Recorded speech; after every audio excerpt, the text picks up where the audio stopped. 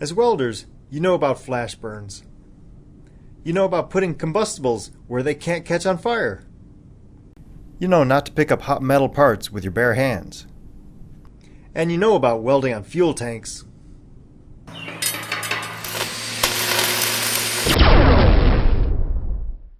But how much do you know about welding on stainless steel and hexavalent chromium?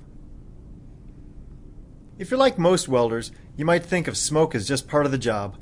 After a long day of welding in a shop, you're used to seeing the air shimmer with metallic dust. Just striking an arc makes smoke that you can breathe and taste.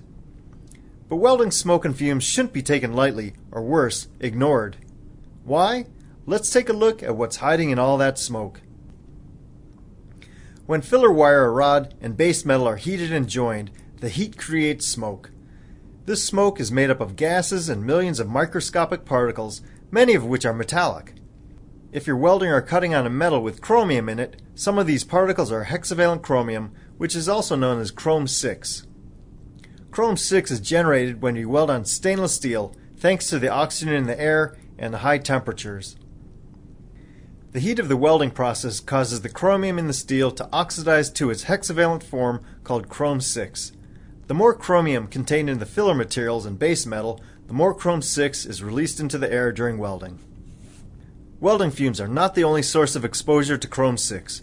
Other sources of work-related exposure to Chrome-6 are chromate paints, anti-corrosion sprays or dips, and wood preservatives.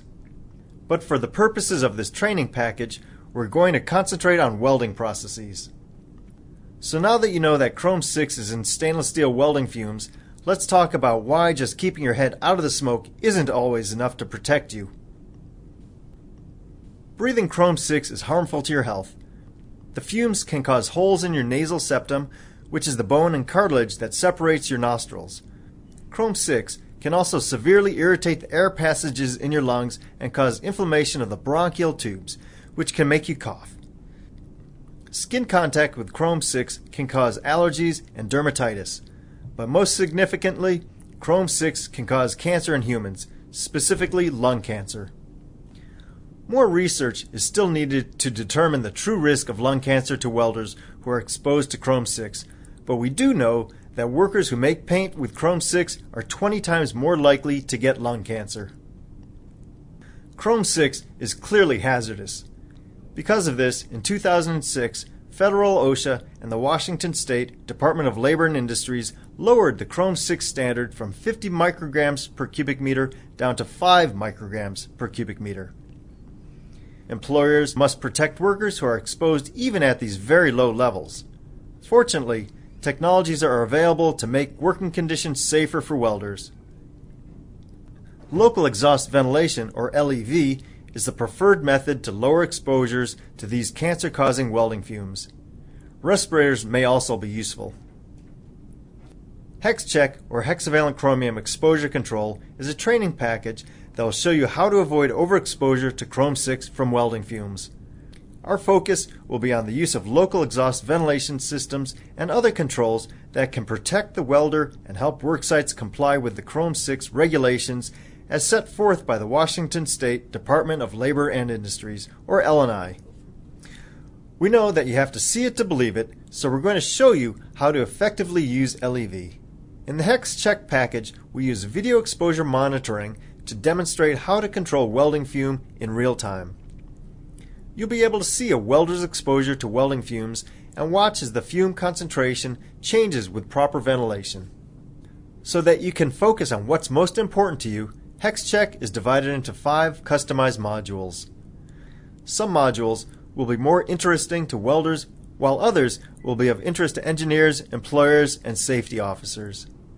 Module 1 will identify some factors that contribute most to Chrome-6 exposures and introduce an exposure assessment tool you can use to help select the recommended controls.